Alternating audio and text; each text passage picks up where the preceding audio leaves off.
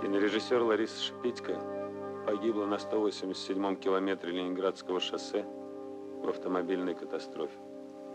Она погибла вместе со своими товарищами, оператором Володей Чухновым, художником Юрой Фоменко и еще 3 членами съемочной группы.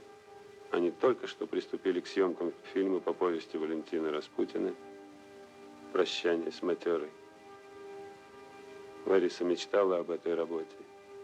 Она всей своей жизнью как бы готовила себя к ней. И фильм этот должен был стать высшей точкой ее творческой судьбы.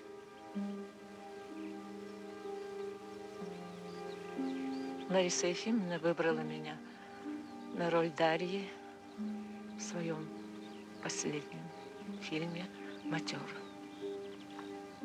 Встреча с нею для меня была чудом. И я, конечно, счастлива, что я прикоснулась к этому чуду. Мотор! Дарья, ты чё там?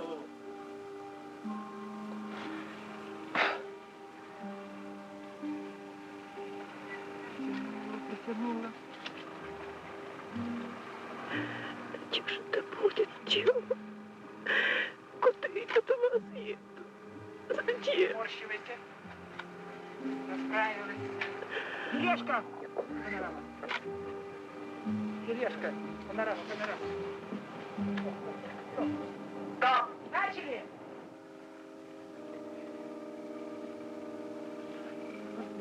Свечку. Стоп. Стоп. Вина без вины – это тоже вина. Поэтому мне непросто, очень непросто говорить о Ларисе. Работа над моей повестью «Прощание с матерой» стала, как известно, для Ларисы и ее товарищей последней работой. Помню, как Лариса впервые позвонила мне в один из моих приездов в Москву и осторожно сказала, что хотела бы снимать «Матеру». Я шел на эту встречу с 2 задачами. Во-первых, посмотреть на режиссера Ларису Шипитько, которая буквально поразила меня своим фильмом «Восхождение». И, во-вторых, постараться не отдать «Матеру» в кино. Мне хотелось оставить свою повесть в родовом, собственном жанре, в прозе.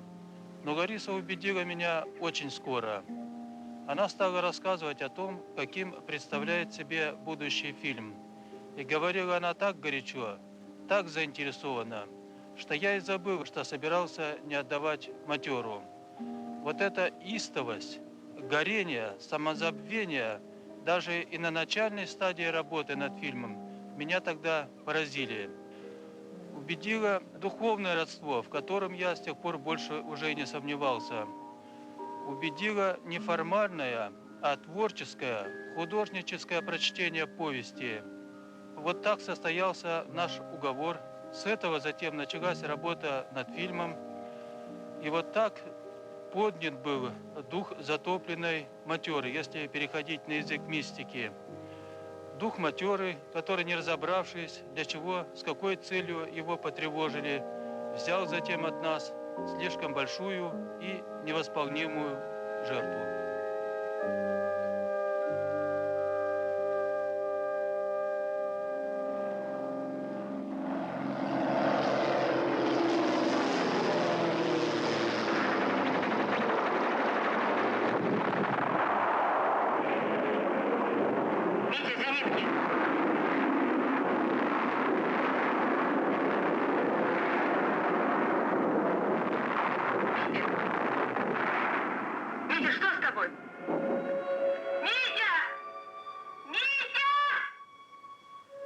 «Крылья» – фильм о людях, опаленных войной, о незаживающих ранах памяти, о невыносимости бескрылого существования.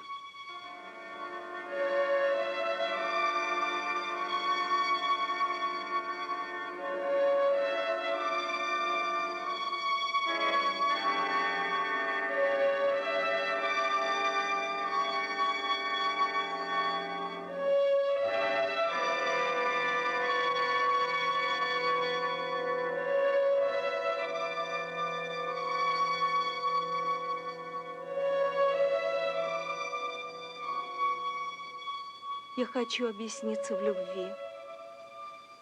Любовь – это единственное, что не умирает. Да и нет смерти. Может быть, впервые в жизни я поняла, что когда человек талантлив, он бессмертен. И я до конца дней своих буду гордиться, что снималась Лариса Шипитько. Помните Надежда Степановна, как в большом вальсе?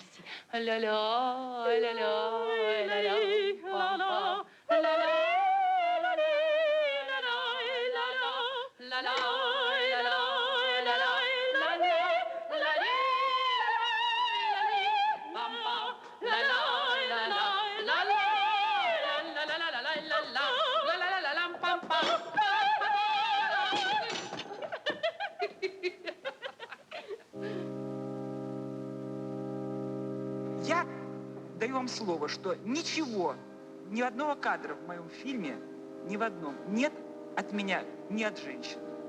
Я никогда не занималась копиизмом, никогда не старалась подражать мужчинам. Потому что знаю прекрасно, что все попытки моих подруг, товарищей, старших и младших подражать мужскому кино, они бессмысленны, потому что это все вторично. Но я сразу же отделяю дамское кино и мужское кино, потому что нет кино женского и мужского. Есть дамское и есть мужское. Так вот, дамским рукоделием сентиментальным прекраснейшим образом занимается и мужчина. А женщина, как половина человеческого начала, она может сказать миру, поведать о поразительных вещах. Ни один мужчина не в состоянии так интуитивно угадать некие явления в психике человека, в природе, как это делает женщина.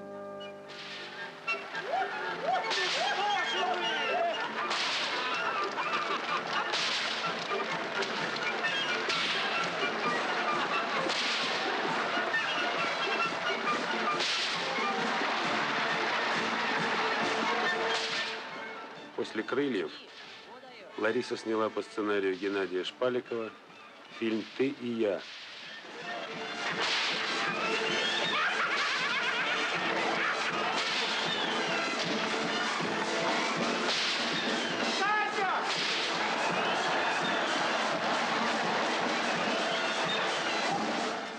В этой работе Лариса вплотную приблизилась к главной теме своего творчества – теме беспощадного суда над самим собой, высокой ответственности каждого из нас за все содеянное в жизни.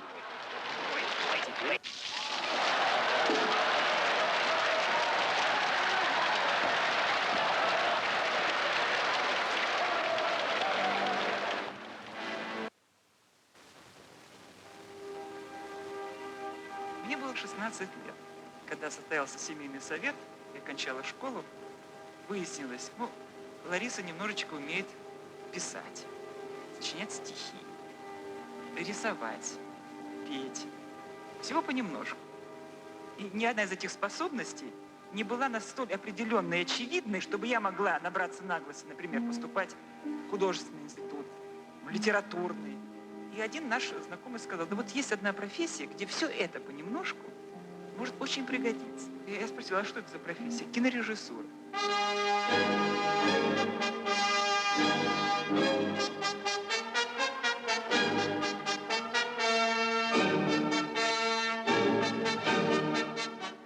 Я была типичным эмбрионом. И, видимо, на мне решил Александр Петрович Довженко, наш мастер, просто проследить эволюцию человечества. К сожалению, мои университеты под его руководством были очень кратковременны. Через 1,5 года он умер. В его лице мы столкнулись с величайшим гуманистом. Наверное, вот такие были люди в эпоху Возрождения. Но самое главное, он был гражданским, абсолютным максималистом.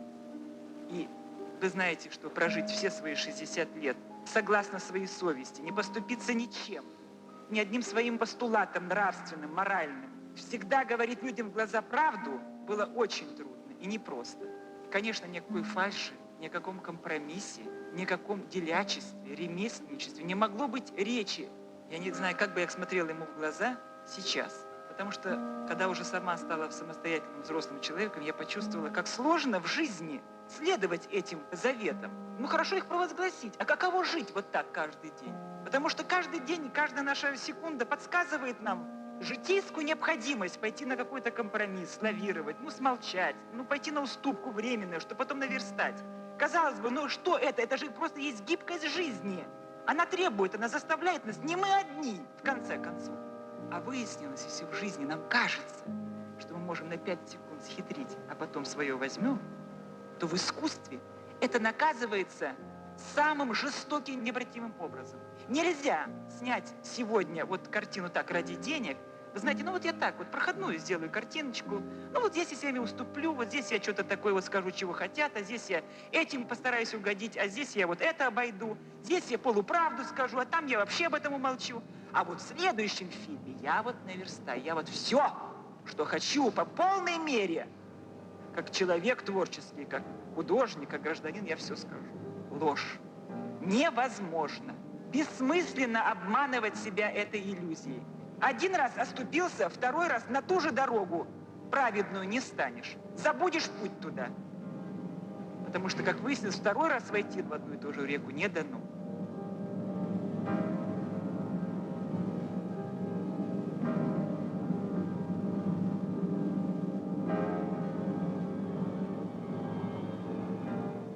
Лариса родилась перед самой войной и вместе со своей семьей пережила все тяготы того времени. Бомбежки, голод, недетский труд. Такие впечатления незабываемы. Они обжигают и остаются навсегда.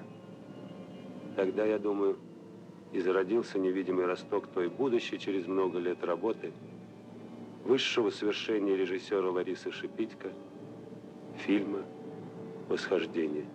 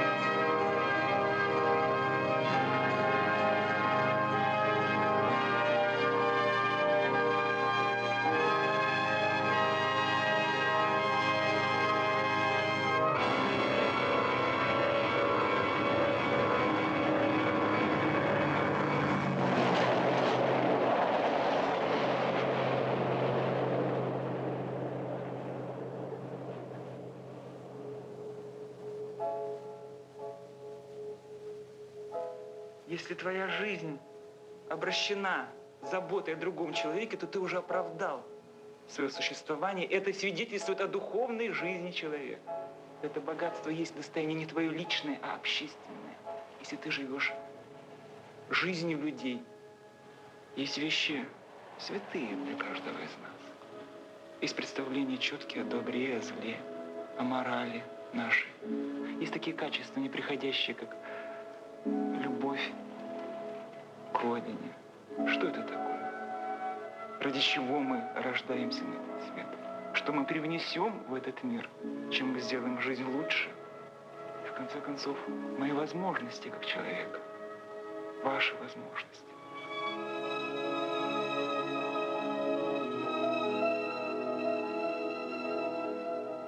Вы видите самый последний, снятый Ларисой кадр. Вечное дерево. Символ необоримости и достоинства. Символ веры в бесконечное продолжение того, имя чему – жизнь.